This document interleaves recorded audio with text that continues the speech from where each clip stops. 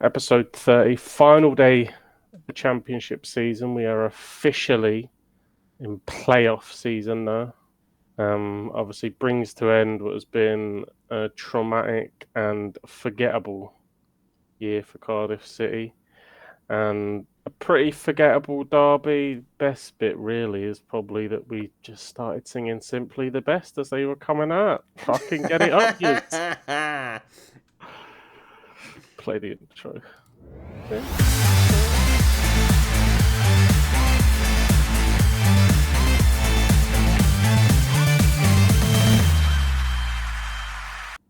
Hello, ladies and gents, and welcome back to the footballpodcast, episode 30 of season 4. My name is Fennan, and joined alongside me this evening, the one and only, a man who I can only describe as simply the best for a co-host. Mayhem, how are you doing, mate? I'm good, mate. I'm good. Yeah, in good spirits tonight. Yeah. It's. I don't know. If only Days of my Ada would have just. I know. You know what? I watched the highlights earlier, and all I could just think of. I mean, I hate to say it, but it looked like Rangers were the stronger side of the two yesterday. But it was just. I mean, mainly for the first half, to be honest. There wasn't a lot to talk about in the second half. But obviously, the only thing that stands out to me is just what if Days of Maeda had successfully rounded Kelly and taken his chance. Just what if? But look, Mayhem, what was your thoughts on the performance and the outcome in the end? I thought the game really was a bit bland in terms of what you come to expect from these games, and maybe that's indicative of the scenario that both clubs are in. We've won the title. There was no extra spice in it. Obviously, these games are still going to be fiercely contested, but it felt a little bit flat. We certainly weren't. I don't think we were particularly good. I don't think they were particularly good. I don't think. Maybe I'm wrong. I'm going to think of one chance they had in the second half, and that's kind of where it drops to Raskin, wasn't it? yeah, Yeah, the in back the box, a little scramble bit, yeah. scrambles, and they were screaming for a pen on Hadji. But apart from that, I don't really remember them having any other purposeful shots on target in the second half. And again, for us, outside of Adam Eder, goal, nothing really. We dominated possession. I think we controlled the game pretty comfortably in the second half. First 20 minutes, yeah, I think they were better. Obviously, they hit the crossbar. The free kick comes in. Raskin's offside. It's easy to score when you're offside, isn't it? Yeah, Liam Scales was really weak for Cyril Dessa's goal. Yeah, he was, yeah. And Adam, but if Adam Eder scores at the end of the first half, they never get that opportunity. And yeah, I feel it was a game bereft of real quality. I'm sure both sides can argue that they felt they should have won it, because Rangers, I guess, were on top at the start of the game, and then we grew in and controlled the game. Felt we dealt with their press a lot better. I think that's something that we've struggled with, certainly in the first half of the derby before, and certainly when they beat us 3-0. The way they were pressing, but were causing issues. But yeah, we take the point. Disappointing not to beat them. And yeah, it could have been also different if our player of the season had have.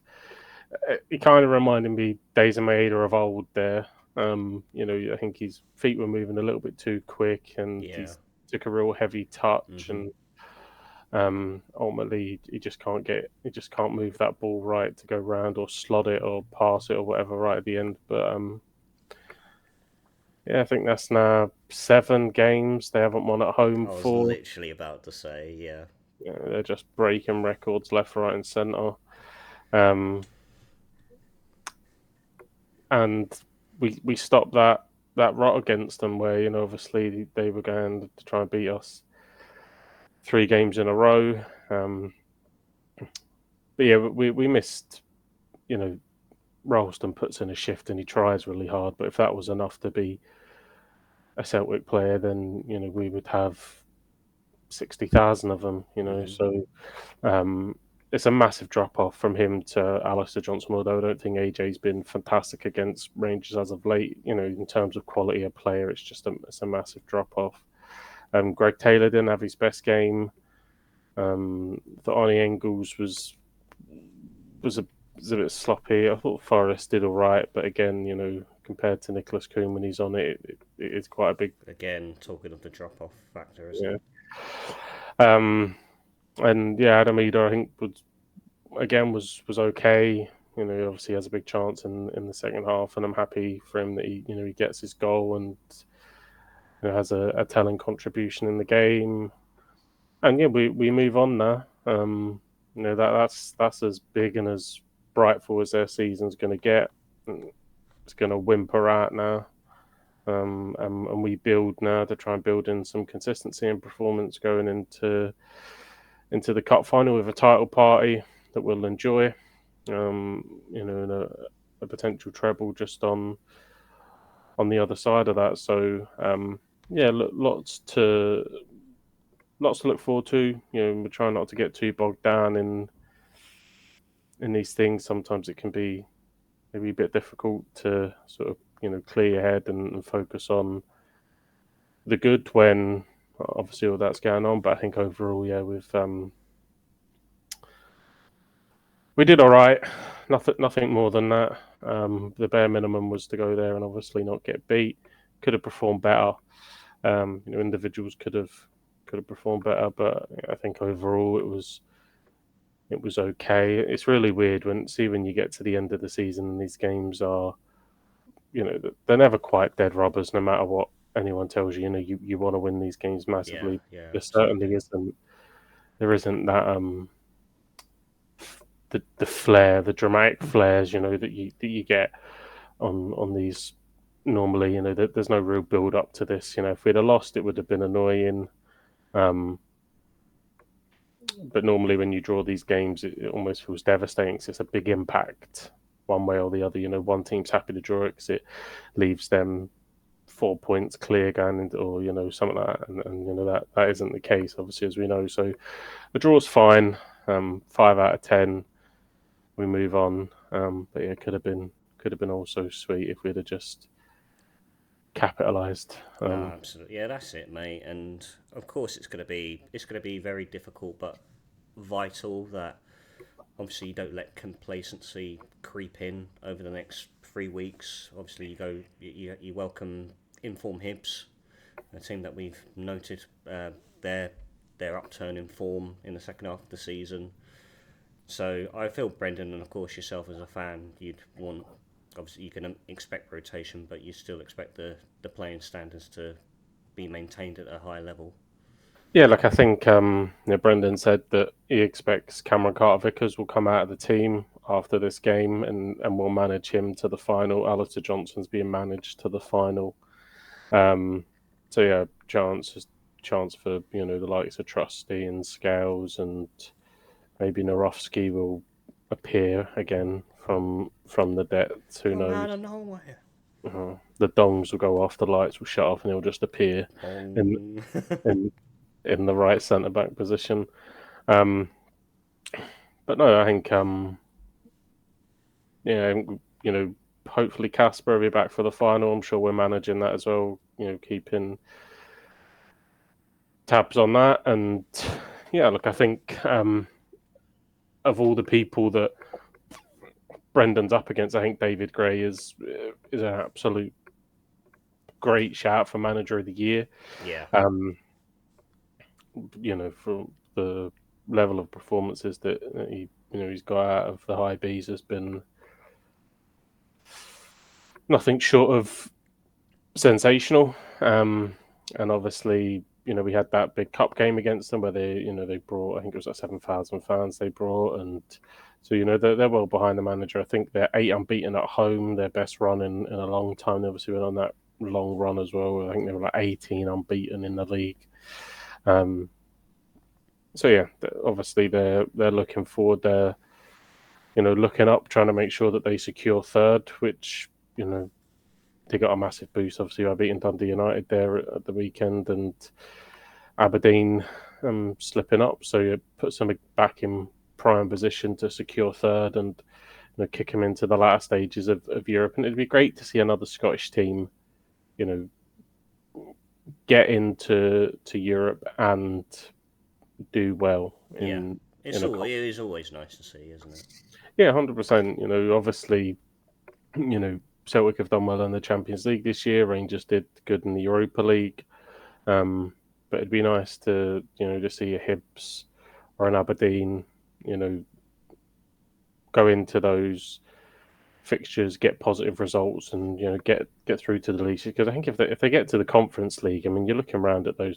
There's no reason that Aberdeen and Hibs can't go and get some real positive results in that competition and kick them on and ultimately raise and just raise up Scottish football as they do it. So yeah, I think unfortunately, look, no disrespect to the likes of Dundee and St Mirren and Kilmarnock in previous years.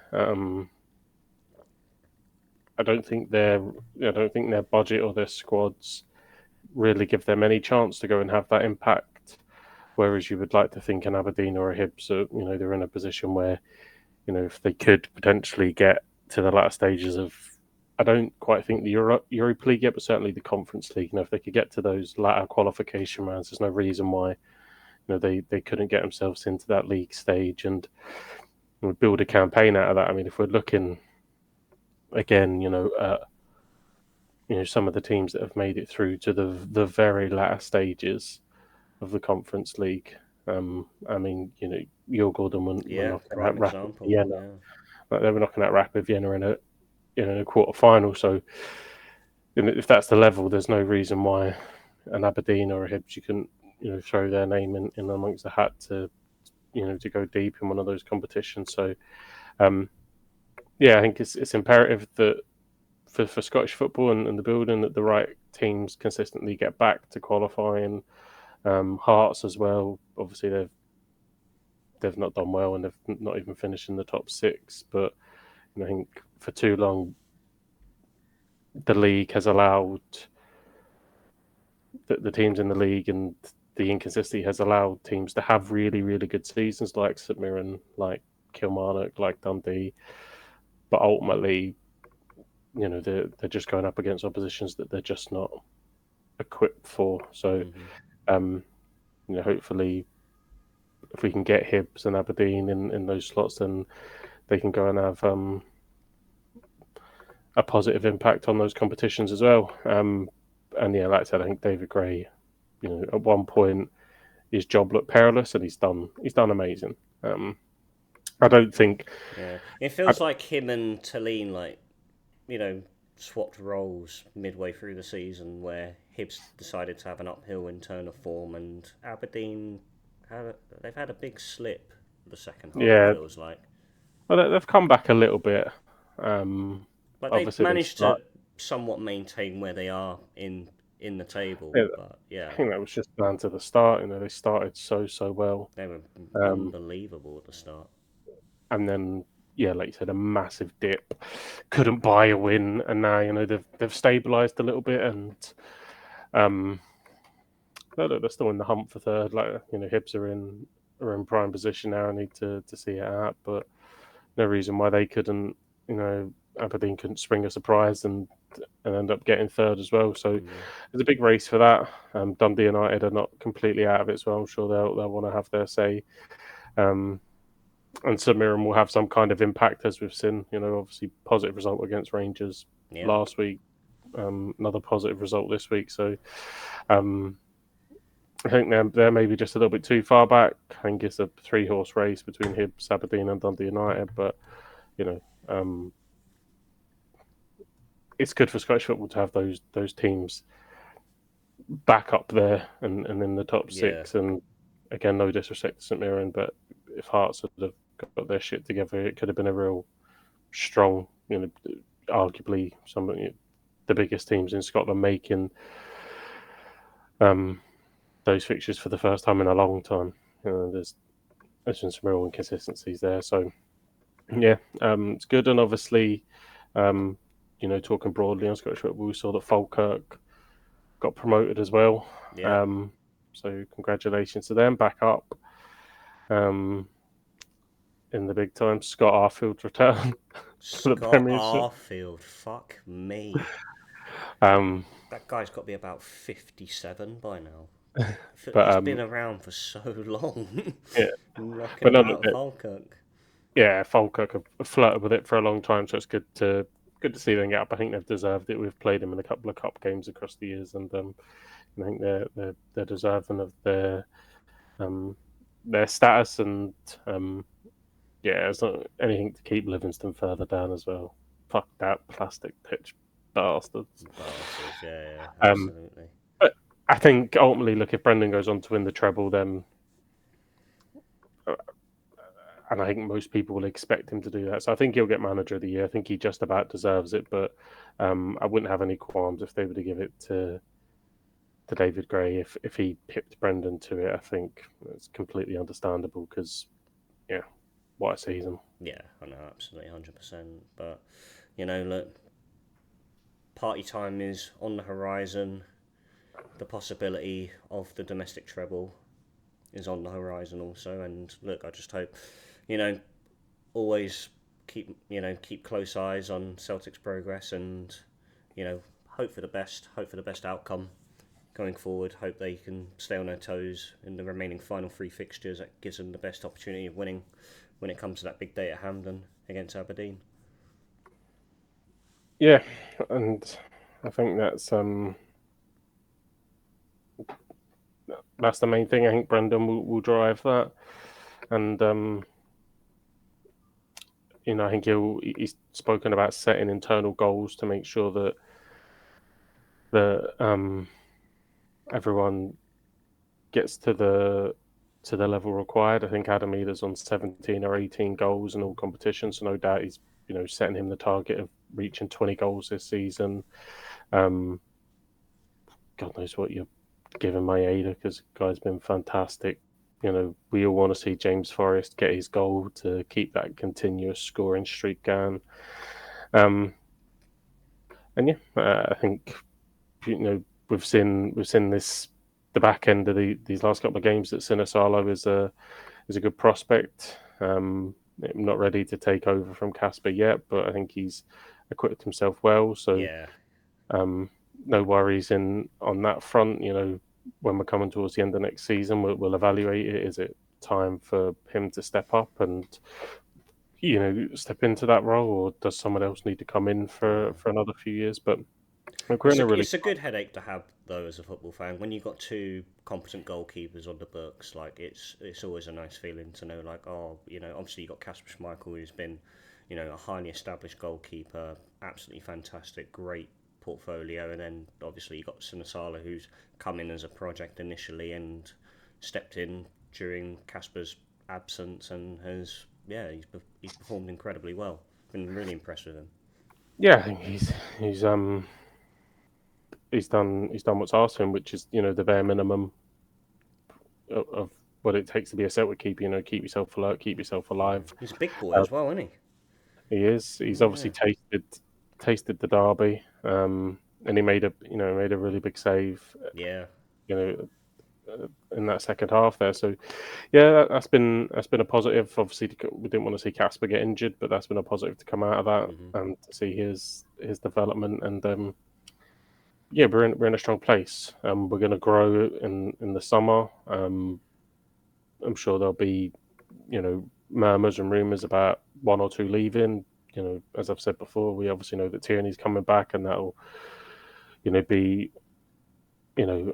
massive improvement at left back. No disrespect to Greg Taylor, but the level of footballer that Kieran Tierney is, that'll be a massive plus for us. And There's a few other positions that I think I don't know, but just obviously with the fact that Liam Scales in the team, I'm not sure if Brendan's happy with Trusty or if he'll go back into the market for a centre back. So yeah, there's some questions left to be answered, and like I said, no, I think this is probably the last year Rio Hatate. I'd be amazed if he stayed. What are your thoughts on Carter Vickers? Do you reckon that he'll have teams sniffing around him in the summer as well? I imagine that there will be there'll be people looking at. In January, there was rumours about Bayer Leverkusen, and then recently there's been rumours about Leeds. So, yeah,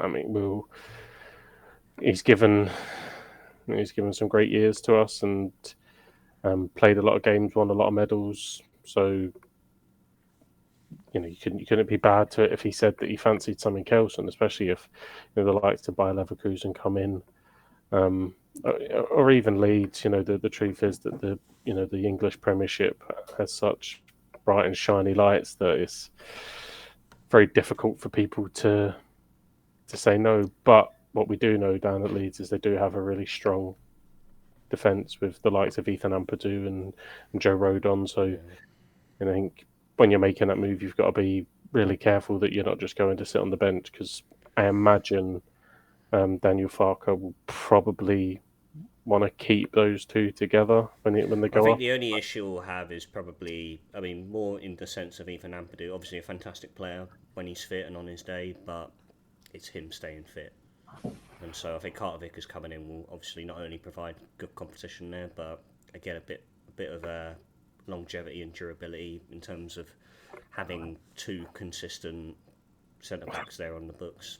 Well, Deployment really, but I again don't want to talk Ethan Ampadu down. Like, I love you, Ethan, you're my boy, but if you're talking about staying consistently fit, Cameron Carter-Vickers probably isn't the best person to put in that mould. Oh well, yeah, you know what? Thinking it from that sense, yeah, I think, yeah, he can be a little bit of a sick note. But he's a fantastic player, and again, look, he's come up, he's devoted a lot of his career. It's a short career, and he's given us some great times and been an absolute rock. And every time we kind of think, God, where will we find another one? Whether it's after Virgil van Dijk and so on and so forth, we do. So the club will move on. I imagine we'll make a profit on him. It's And the worst irrational thought you could have, though, as a Celtic fan, being able to replace such big players and thinking, right, is there going to be another one in the line, and whether or not it comes to fruition or not. Yeah, so we'll have to wait and see on that. Yeah, I think there will be some murmurs, like I've said before. I think around Alistair Johnson, how he's recognised on the world stage. I think he got, did he get into like the Copa America team of the competition or something? Yeah, he did. That's obviously raising his stock massively. So yeah, we'll have to wait and see. And but I'm sure Brandon will want to keep this team together to try and go again in the Champions League, and have another positive season, as well as add in a few. But we were ready to sell Kyogo. Not a lot of people would have seen that come in. So I imagine we'll do what's best for the football club. But yeah, hopefully we'll be a little bit more potent in the transfer window, which we tend to say every single time, and it doesn't come to fruition. But hopefully. Yeah, no, of course. But well, you know what? Speaking of Djurgården, they've come up a few times in discussion already. Actually, you have not. I mean, if you haven't heard, or can tell already that Gondor is not with us tonight, due to unforeseen circumstances. I won't say anything more.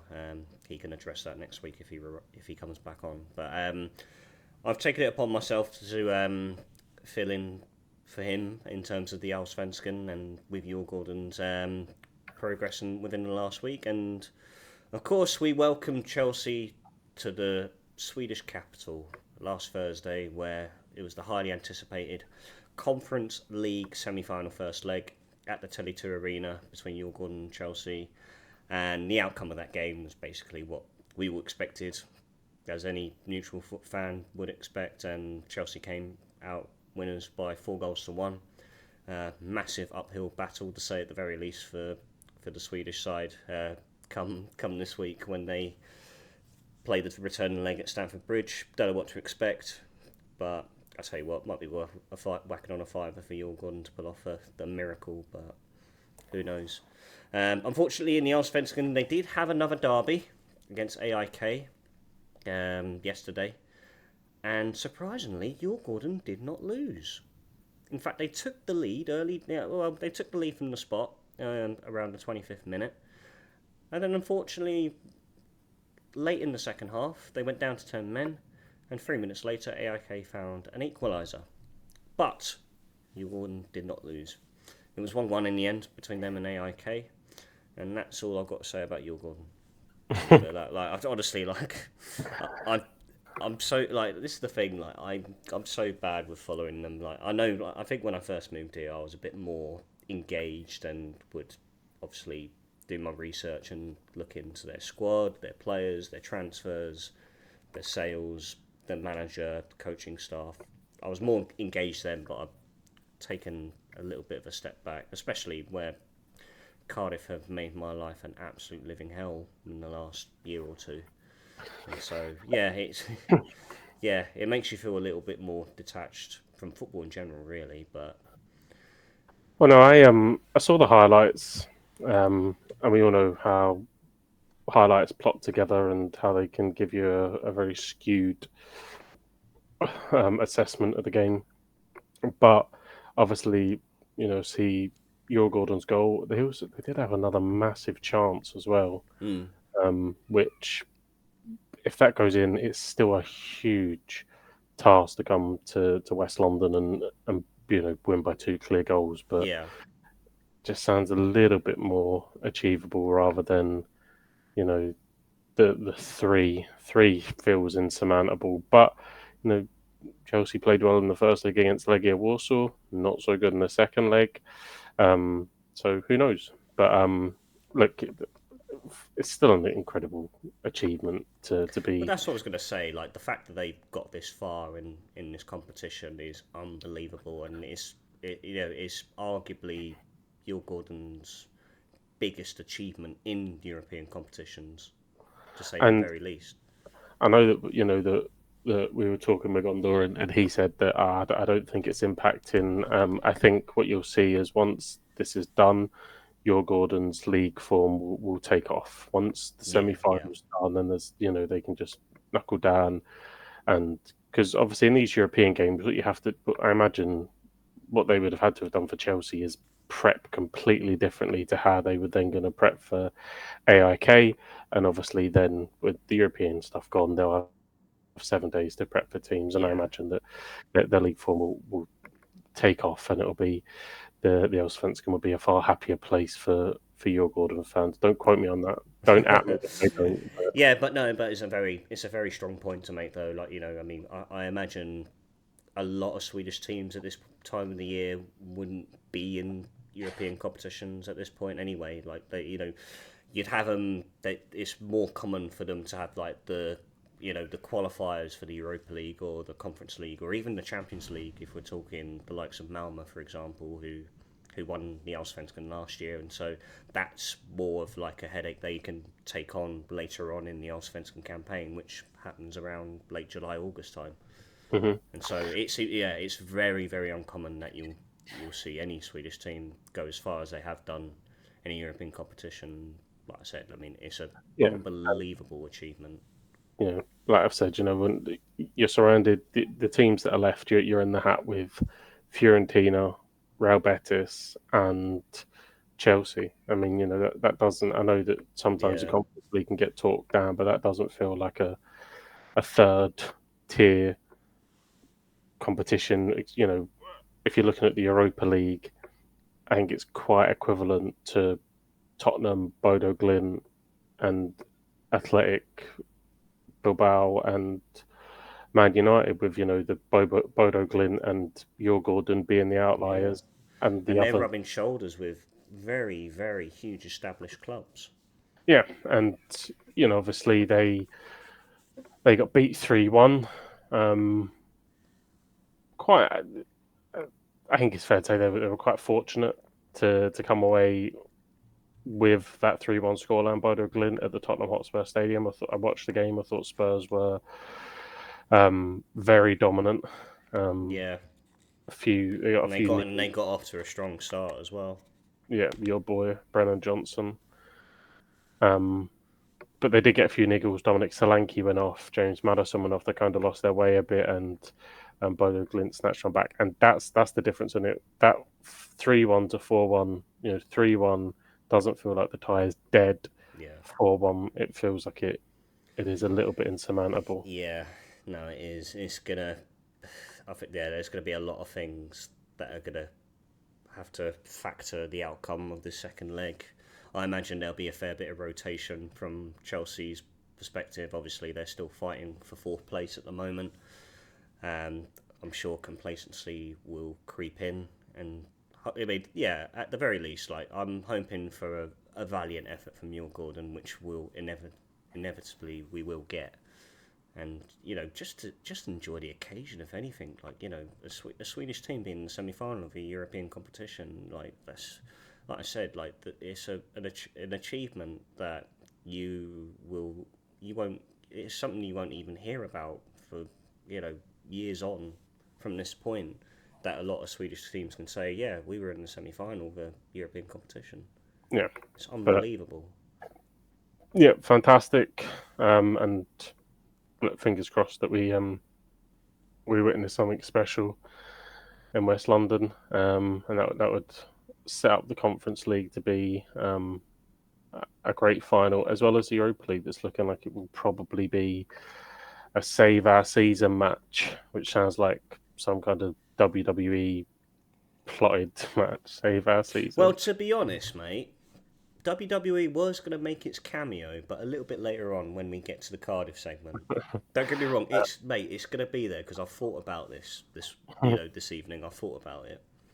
But yeah, looking highly, Spurs have got to go to Bodo Glint, tricky place. We've seen some teams come unstuck there in recent years. Do we know if they've got an artificial pitch? Yeah, they do. Yeah. To be honest, it's more It's more understandable. I imagine the climate conditions in Norway are it makes it a little bit more difficult to play on a real grass pitch. Yeah, and they've had.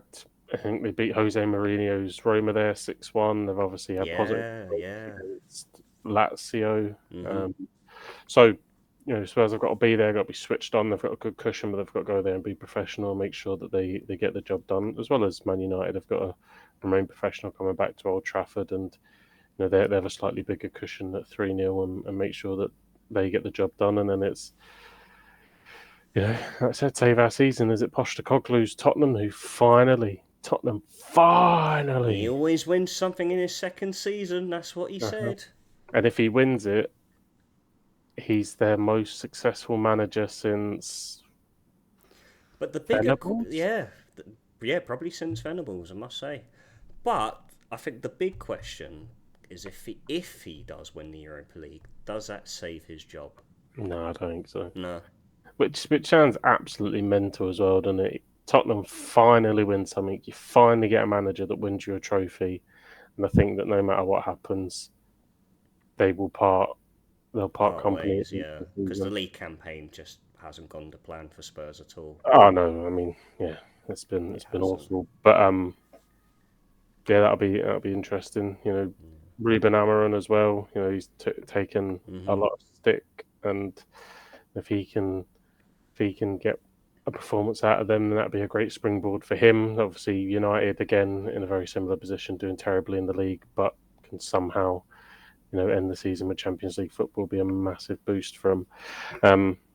So yeah, the Europa League is looking interesting, and then it wouldn't be nice of us to talk up the other two competitions and not touch on obviously the fact that Arsenal have got to go to Paris and win after getting beat 1-0 by PSG. Yeah, an early goal from Ousmane Dembele provided the deficit for that first leg. Like, Look, all I'm saying is project stop PSG from winning the Champions League.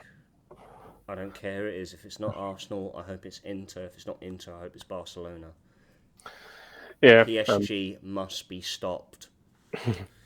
but yeah, I think PSG at home are a problem. I think there would be a problem at home for any side in Europe. So to have to go there, you know, the Parc des Princes will be like a cauldron. It'll be packed out. We've seen how well they performed against Liverpool. Albeit I know Liverpool won on that night, but they were indebted to Alisson, an absolute masterclass in goal. So yeah, it's a real big task, but who knows? But I think PSG will go into that heavy favourites, and then God knows what's going to happen in the other game. 3-3 at the Camp Nou. Huge game, absolutely huge game. I spoke to one of my colleagues earlier who's from New Zealand but supports Inter Milan. I don't know the backstory behind that. Very weird flex to have, but no, we spoke about it earlier. Of course, the return leg is at the San Siro, so of course Inter have got the home advantage. Lewandowski is he's in line to return for that game this week, so. Again, obviously there's little factors there. Obviously, Lewandowski coming back. I mean, you see the recent, just the performances since the World Cup in Lamine Yamal. Like, for someone to be that, he's like the Luke Littler of football at the moment. It feels like how good he is for his age. He scored a wonderful goal. Yeah, very good goal. I do think he's slightly overhyped because of his age, but he's a special player. And then that front three is as deadly a front three in world football. Lewandowski, Lamine Yamal, and Rafinha. And then you've got Pedri, who looks like he's back to his best. Yeah. Great team. Yeah. I think Barca will go there and will do the business, but I imagine it'll be a high scoring game. I could see it going to penalties. I can see it be like, and obviously if there is a deciding winner, then it'll be by fine margins at least. But yeah, I don't see any team, just blasting them out like 3-0 or something. I imagine it'll be very tight. But but even the fixture on paper, like it's going to be great to watch. Like we've seen them in the past. When you saw Mourinho at the helm for Inter, Pep at the helm for Barcelona, like great games to watch though in general. Like purely for the namesake, I'll have my eyes on it this week for sure. And we will be together when that final is being played. Oh, 100%, yeah, we will. Imagine if it's Barca and Arsenal. How much PTSD will that give Arsenal fans? I imagine Sam will want to go back to his hotel room for that, but... Luckily for Arsenal, there's no Henrik Larsson on the bench to come on and change the game. I love getting in there every time. It's great. That's great. We've delayed it long enough, Morg. We've spoken. Yeah, I've tried to put it off. But spoken. I didn't see any of the highlights. I didn't subject myself to that, but I did see it was another disappointing result for the Bluebirds that leaves you at officially rock bottom of the table. The League One party is well and truly afloat. It is. It is indeed. I've been drowning my sorrows all weekend. I turned 32 on Friday. I feel like I turned 62. And I've probably gained those 30 years from watching Cardiff this season. I didn't watch it myself. I basically, like I told you earlier, I was helping my fiance with getting stuff over to her dad's. By the time I got on the tube, 20 minutes had been played, and I said to her, like, okay, I'm going to put my headphones on, watch the game. But, of course, I had to check what was going on before I tried and get the game up anyway. And it was about, like I said, 20 minutes had gone. By that point, Norwich had scored 2 goals, and Callum Chambers got himself sent off. And so I went, nah, what's the point? I've suffered enough disappointment and misery this season. And I spoke to my dad on the phone yesterday. I didn't get to call him back after my birthday celebrations on Friday. But obviously, as a football fan, you've got to take the bad times with the good. I feel, from my personal experience, I've feel like I've been quite spoilt as a Cardiff fan. I mean, I went to my first game on New Year's Day of 2001, where we were playing in the old Division 3 at that point. So obviously, to the modern day fans, League 2. And we beat Exeter on the day 6-1. And since then, it's been experience after experience after experience. I've seen Cardiff play in an FA Cup semi-final. I've seen them play in an FA Cup final. They've been in the playoff final once. They've been in playoffs for 3 seasons after that. I've seen them in the Carabao Cup final. I've seen them in the Premier League twice, which, to be honest, I didn't imagine in my wildest dreams.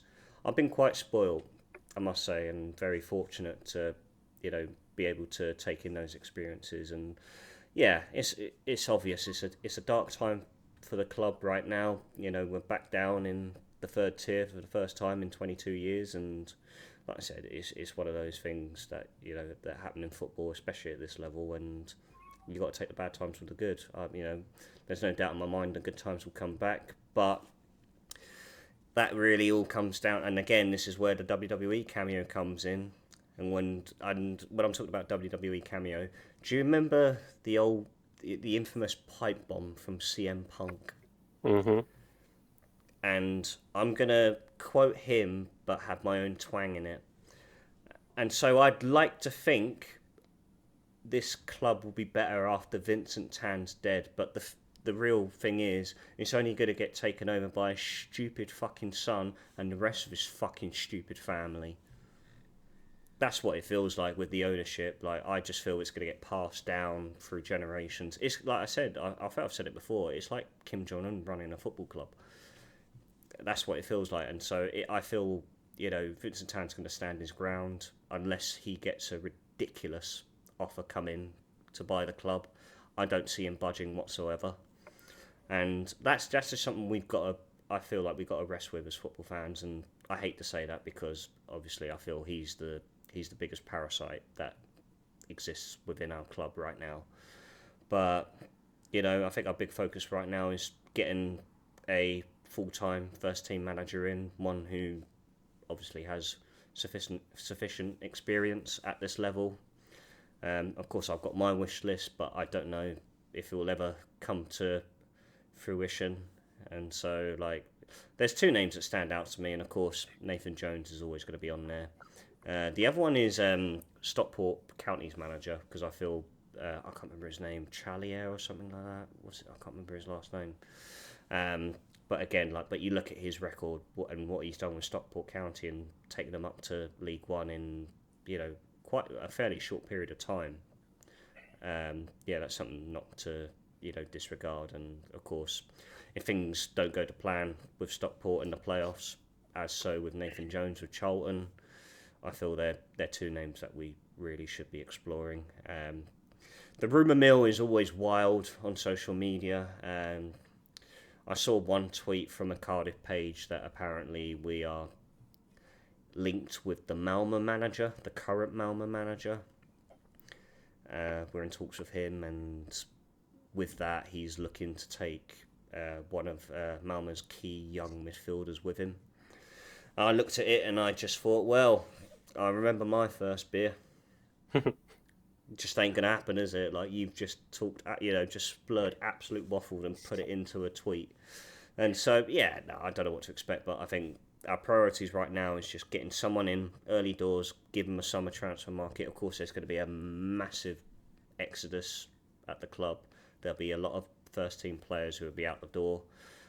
Some that I'd be happy to drive them to whatever train station they need to go to. Callum Chambers being one. I think he's been way below the standard of what we expected when he first came in, especially with his experience and the clubs he's represented in the past.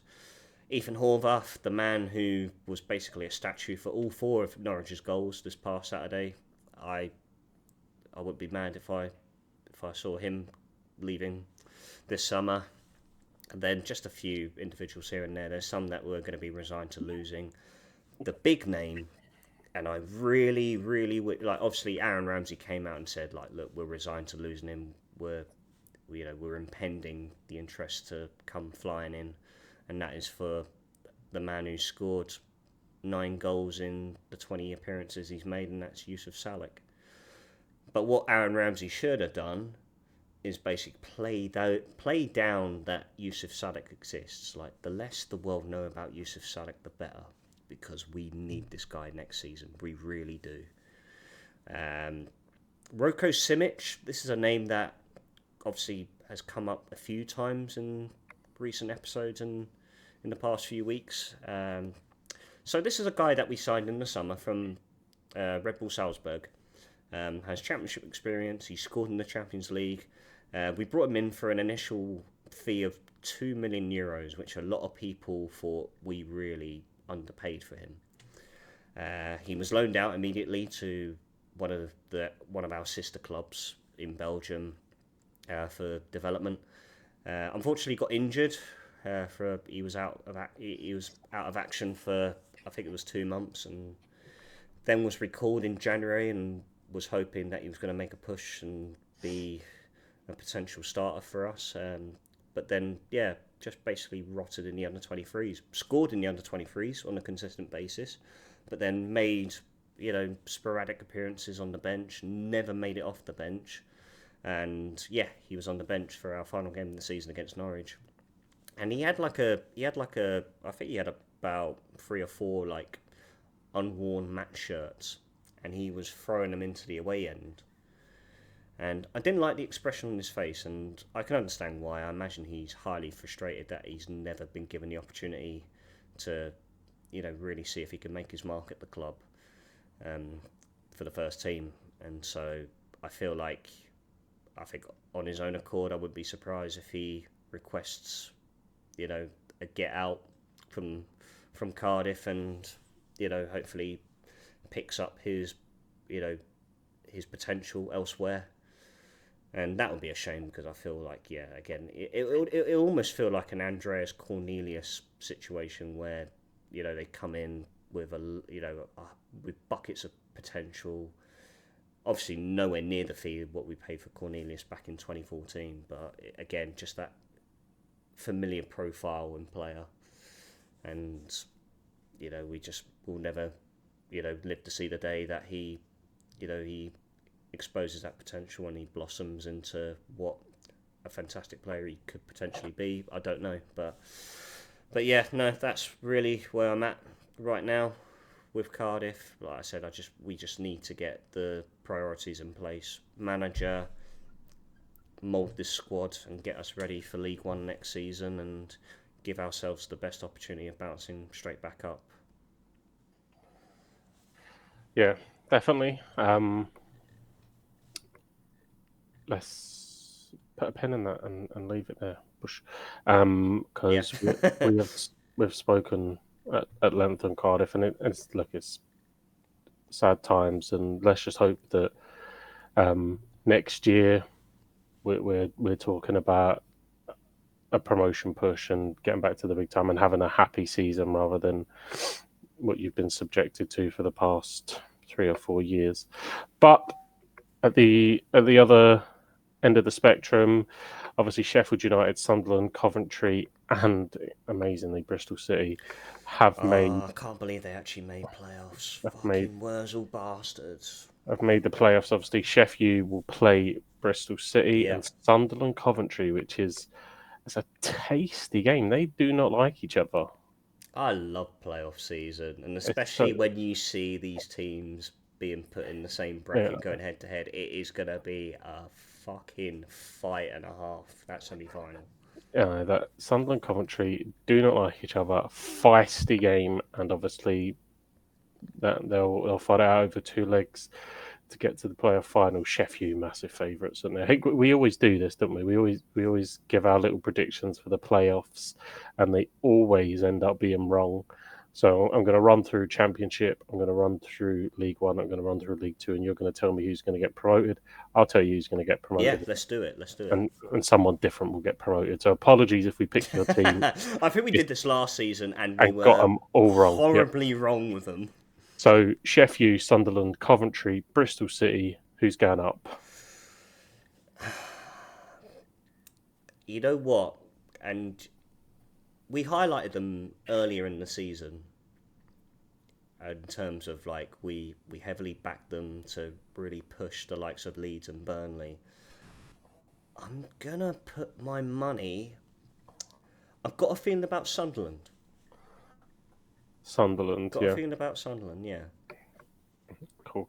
Then I'm just going to say Sheffield, because Yeah, and you know they were the they ones who pushed Burnley and Leeds closest. incredibly finished 10 points off Burnley and Leeds. And a little caveat for Leeds scoring in the last minute to win the league Mate, at Plymouth. absolute scenes, Yeah, limbs, and if you want to talk about limbs, we'll get on to League Two specifically, but yeah, but yeah, no, unbelievable scenes. yeah, Leeds back where they belong. Fair play to them, and they'll be thankful that they didn't end up in the playoffs because they absolutely choke in that every single season. Yeah, no way, Um, Leeds, you're not alone. so League One: Stockport, Charlton, Wickham, Leighton Orient. Who's going up? Definitely not Leighton Orient. I don't think they got it in them to go up. Stockport is a fantastic story. Like I said, I think they've had a magical adventure the last few seasons, getting back to where they are, and it would be great to see them back in the Championship in the second tier once again. It's something we haven't seen in over 2 decades now. So yeah, there would be strong favourites initially going into it. Charlton, again, Nathan Jones has done a fantastic job, but again, I feel they're going to fall slightly below the mark. I'm going to go... You know what? I am going to go Stockport. I was thinking Wickham, like just to, just turn my head a little bit and just try not to make a bad prediction like I did last year. But nah, I'm going to back Stockport in it. Well, my prediction is coming out of left field after that intro. I think Orient will go up. Okay, all right. They've picked up the most points since their let me tell you who their manager is before. Since he's been appointed, Richie Wellens. Since he's been appointed, they've picked up the most points apart from Birmingham.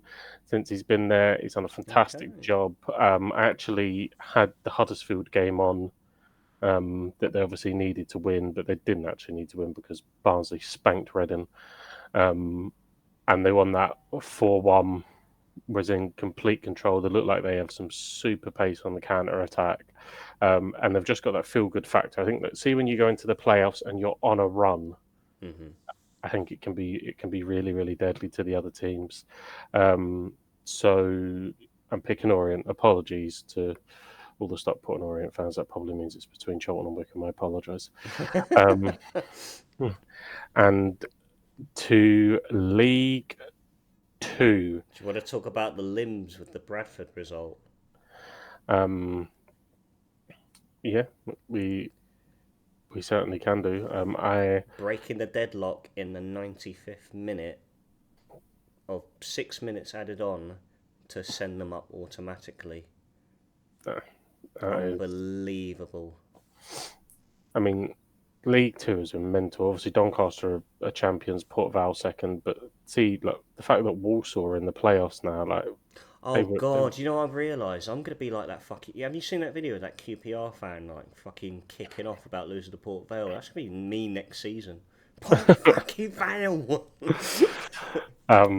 So Walsall, AFC Wimbledon, Notts County, and Chesterfield make the playoffs. Salford could not get the job done. Ooh.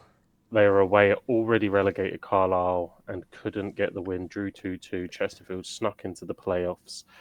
So who is your money on? Walsall, AFC Wimbledon, Notts County, or Chesterfield? Oh, see, Walsall were up there for a long time. They were up there for a while, and they just had like a sudden dip in recent weeks. But I wonder if they'll pick up that winning spirit again going into these playoffs. I'm going to go Walsall on that one. Walsall. I'm going to go Walsall on that one because I think they've been up there for a lot of the season, and obviously they've lost out to fine margins to Port Vale. and who was it? Doncaster who went up as champions. Yeah, Yeah, Doncaster. yeah. Walsall were up there for a long time. No, you know what? I will back. I'm going to back Walsall on that one.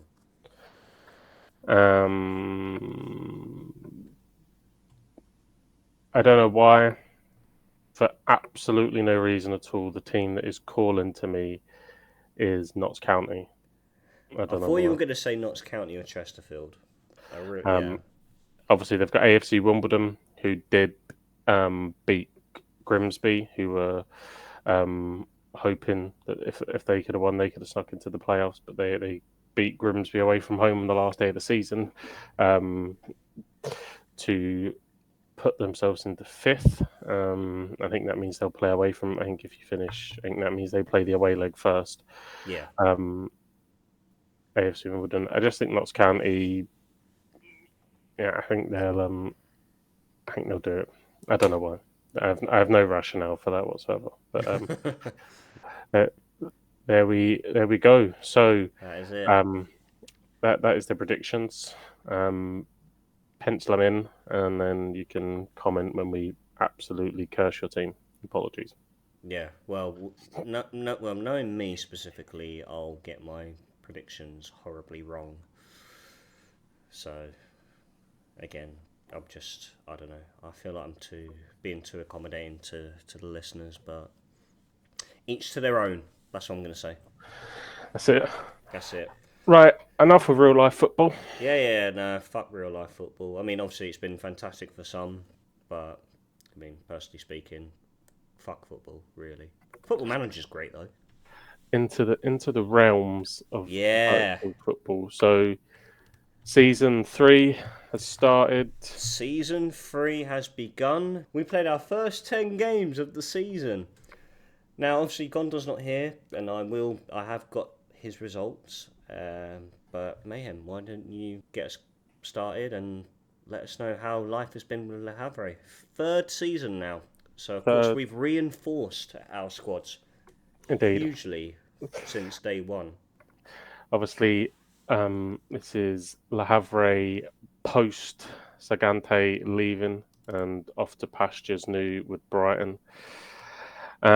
So I was a little bit worried about how we would stack up, but perhaps I shouldn't have been.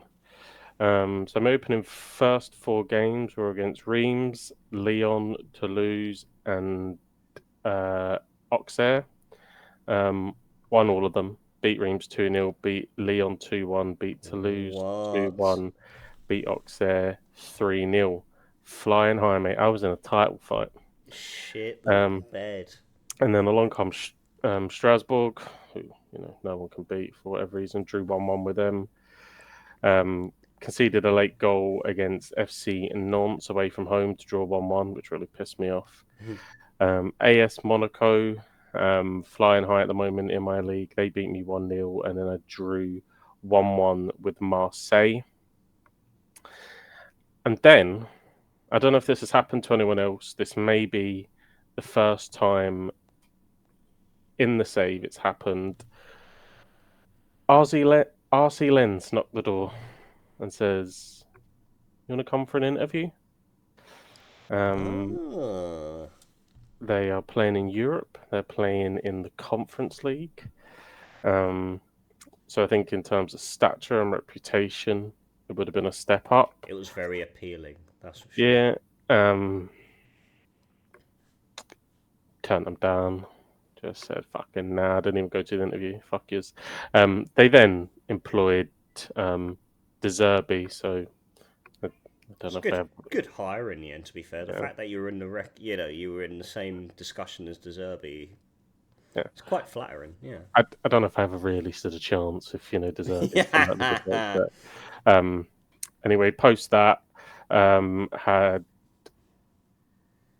Angers, whatever. Angers.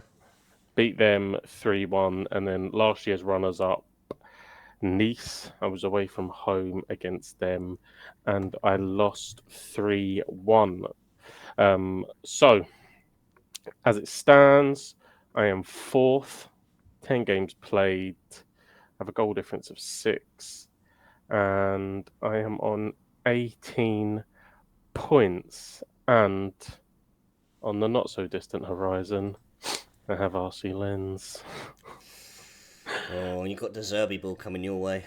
I have the De Zerbi O'Halloran Derby. The Zerby O'Halloran Derby. What So a mouthful. we'll see how that all plays out. But yeah, we're flying. Adam Eder's banging in goals, also attractive. I imagine I'll lose him in January. Every game now, some bottom half Prem team is managers there watching him. So I'm resigned to the fact that he will probably go in January. But he's started on fire. Abdullah Sima playing brilliantly, and then Carreri, the free agent that I signed on the right wing, absolute baller. And I have a new gen in there. You got a regen in yours. Yeah, Capron, who looks a bit special. So I'm now trying to blend him in and give him games. But I think he's like 17 years old, 3-star player, 5-star potential. So we will watch this space. Maybe, just maybe, we're going on a European adventure this season. I really hope so. I'd love you. One of us. Be great. Well, I'll tell you what, this is going to be even sweeter for you. So what I'm going to do, I'm going to go through Gondor's results, which he's kindly passed on to me. Just a quick caveat to him. Whatever he does, Brest in my save, 15th. So right. Gondor, I'm speaking to you. Hope you get better, and you're doing an all right job no matter what happens here. We love you. Anyway, so he had, hands down, he had the most difficult start out of us three, and that was welcoming PSG at home on the open day of the season. And as expected, he did succumb to defeat by 2-0. So it wasn't a big deficit with PSG, as you would anticipate. But he did bounce back in strong fashion in the second game of the season. He beat Lille 2-0 away from home. And then, he dropped off again. He played Nantes at home, lost 1-0. Followed up by a goalless draw away to Auxerre. Then into September, got off to a flying start in September. He played Reims at home and won 4-0. Comfortable result. Dropped off again. Away to Montpellier, he lost 3-2. Followed up by a home defeat to Marseille, losing 1-0. He then away to Le Havre and got himself back to winning ways. He won 2-1. October started off better than ever. He welcomed Monaco at home and beat them by what I believe is a record between us three. He beat them by 5-1. Unbelievable result, nothing to be sniffed at whatsoever. And then he played Lyon, probably not managed by De Zerbi in his database, but he still lost 2-0 away from home. And that leaves Brest higher than 15th, at least, but he's in 9th place as things stand. Up and down. Up and down, yeah. Good solid performances against the big teams, and then some of the ones I expect he would expect to win, he's come up short in there. Yeah, unfortunately so, but he's got a lot of work to do, and hopefully he can bounce back. He hasn't started his he's not in the Europa League, he's not in European football this season. Surprisingly I'm the one who's in European football. Indeed. Clermont. Life at Clermont in the third season. Now, of course, Gondor was given the privilege to change my formation once again. And he gave me what he thought was going to be a difficult system to play, and that was a 5-2-1-2 formation. And I must say, it's going to really backfire on him. This might be one of my favourite systems to play now. It might actually be, because despite, I mean, I'm not getting a lot of highlights, but when I do, they're positive ones. Like we seem a lot more durable at the back. So how I got off. So we opened up our campaign away to Metz, and we won comfortably. We won by 3-0. Next up was, again, this is going to be a team that I absolutely butchered the pronunciation, but I'm going to go with Stuart's pronunciation of it because it's somewhat amusing to me.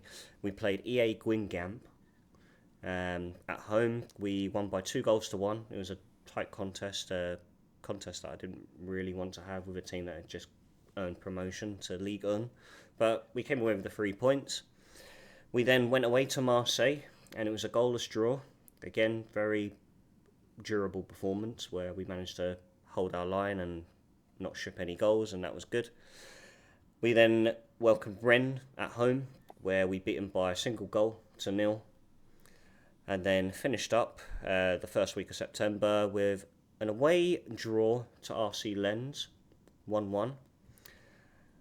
Then our Europa League campaign started a week after, and we opened up against Carabag.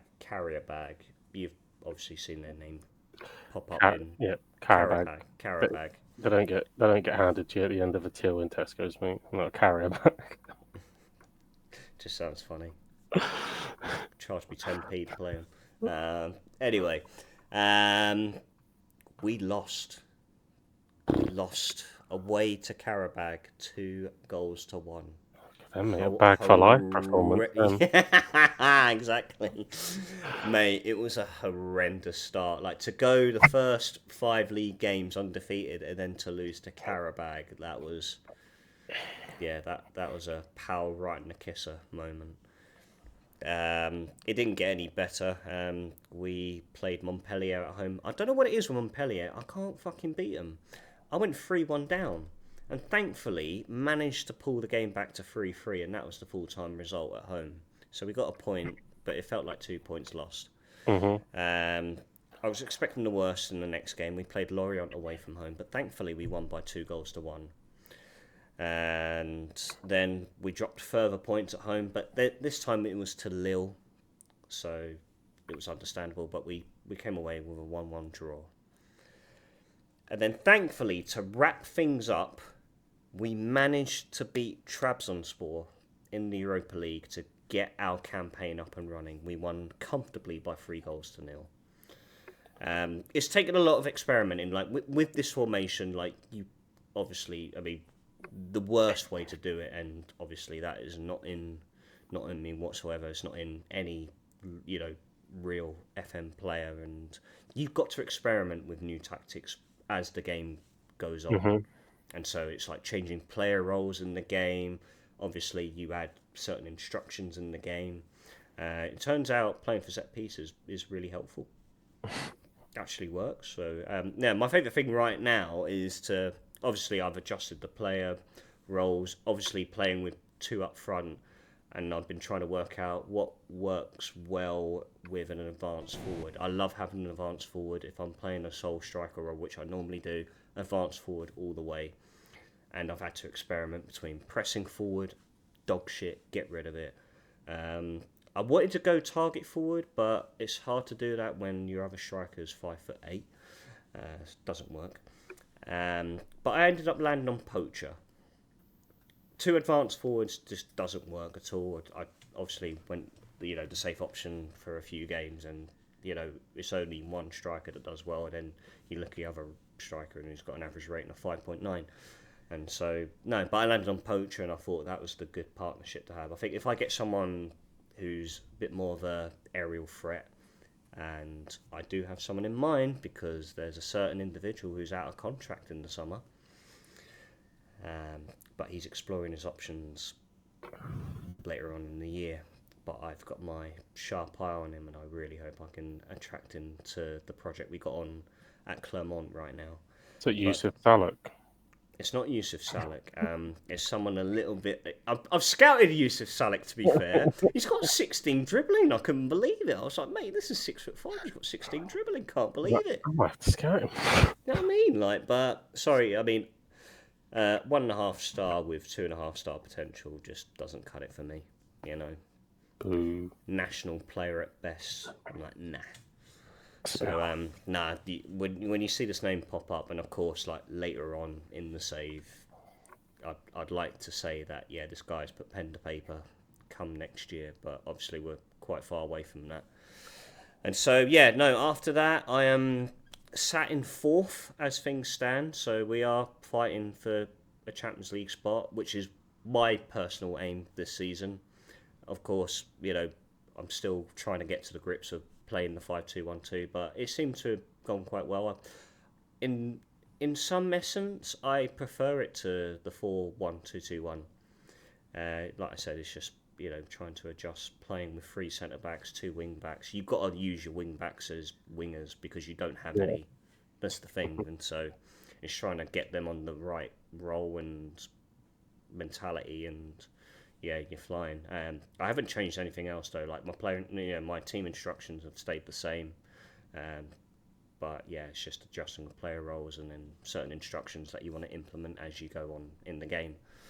And yeah, that's what any good football manager player does anyway. Like, you know, obviously, I feel like I've learnt from the best from you, Joel. Obviously, you're the one who really, you know, you were the inspiration of me getting into Football Manager in the first place, and you know, watching you play. And I still remember an infamous memory of when we decided to do an Exeter and Plymouth save, and I remember fondly going 2-0 up at half time for you then to come back and beat me 3-2. And that's because you experimented, and so yeah. I think I think you may have surpassed me just in your streaming and hours played, and you know, 3 kids limits the amount of course. worldwide scouting, and my laptop sometimes limits how long I can scout because it just freezes on me. But no, Do you I think still get crash dumped by any chance, or is that like no, something of age now? Is that in the past now? With that's gone, thankfully. So yeah, hopefully later on in the year I can upgrade the laptop ready for, fingers crossed, the new generation of Football Manager, and we can continue this journey in a nice shiny new version. But yeah, like I said, I'm for the first time in 3 seasons probably feel attached to Le Havre, so we'll see what happens if any other job interviews come in. And obviously, as, you know, when that job interview landed, I spoke. Was there any that like stood out for you in the summer? Like, unfortunately for me, I know we morally agreed on not going to England, and literally the only 2 jobs that stood out for me that became available were Man City and Tottenham, and that was it. There was no Bundesliga. I think AC Milan popped up, but I don't really want to go to Italy. Like, I've got my heart set on the Bundesliga. If a good team becomes available, I think that's the option I'll look to entertain. But I don't feel the only team that really sort of popped up with any kind of notability was Fulham. And I looked at their team and I was, oh my god, I don't think I would have got the job, but yeah, you know, and Tom deserve me Robinson, instead. yeah, probably Robinson down the left, and they had some interesting players there. But yeah, obviously because we're trying to avoid that avenue at the moment, obviously didn't go in for that. But I think because I added in the Bundesliga and La Liga and Serie A, I only added them in, so I think I'll have to wait a little while for the game to tick over and start to sack managers, and then yeah, we can see how interesting the journey becomes if we dip off to different leagues and so on and so forth and chase that continental glory. But no, yeah, Le Havre at the moment has my heart, unless we completely blow it all up and we finish 10th, and I'm straight out the door in the summer. Well, as things stand, it seems like it's going to be me and you going head to head for a top half finish. Obviously, I imagine Gondor will turn things around at Brest. Obviously, the first season I think, did he finish the highest? I think he finished, yeah, he finished fifth, I finished sixth, and then, yeah. But I imagine he'll turn things around like he tends to, and like he's got wingers back this season, which is the big thing, and so I imagine, yeah, he'll end up getting himself back up the table. Indeed. Yes, it is. It's shaping up quite nicely. Like I said, I think finishing second's OP. So if you could finish third and I could finish fourth, and I don't have to go through selling my best player or changing formation, that'd be nice.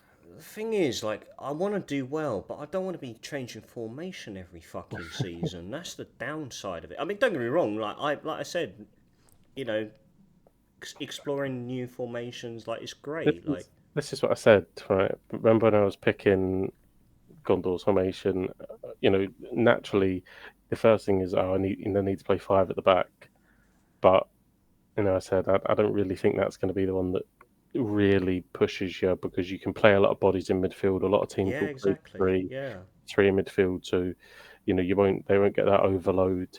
Whereas if you play right here you go 4-2-2, so you've got two in midfield, you've got two up top, and I think 4-2-2 can be good on FM. I've seen people play really really well with it, but yeah, I do think it's a difficult one to find the balance, and obviously he struggled last season, and he's given you, like you said, what he thought was a stinker, hmm. and you're still chasing Champions League football. So yeah, Yeah. we'll see To that. be honest, I feel less defensively vulnerable this season. I felt obviously going to 4-1-2-2-1 or whatever it was.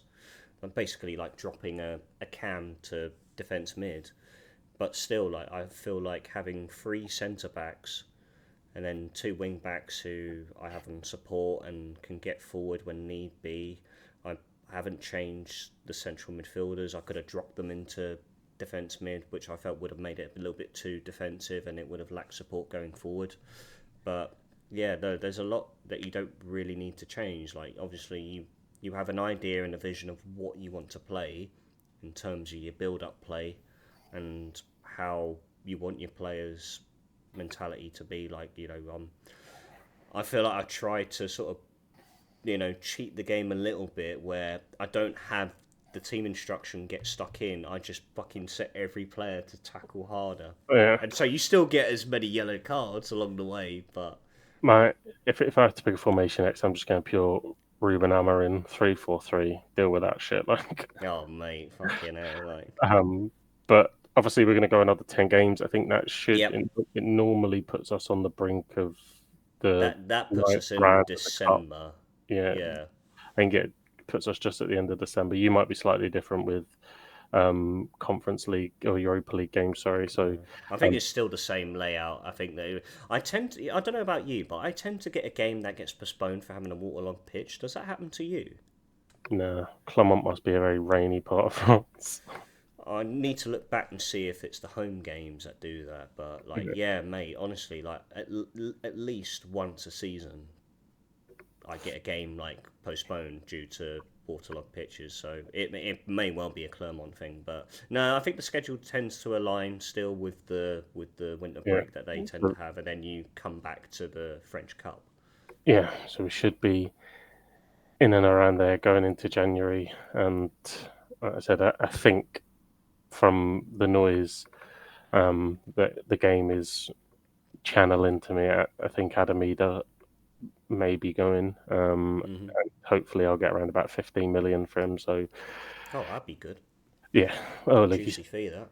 he's a complete forward as well. Like I love a complete forward. Like, Mate, yeah, I changed to a complete forward last season.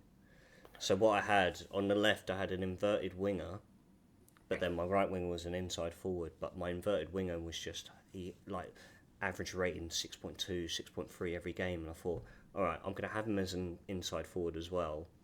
But then my advanced forward, for whatever reason, started dropping an average rating, changed it to complete forward. I was just like, fucking dream, yeah, absolute dream. But you need a certain profile of a player to play it. yeah.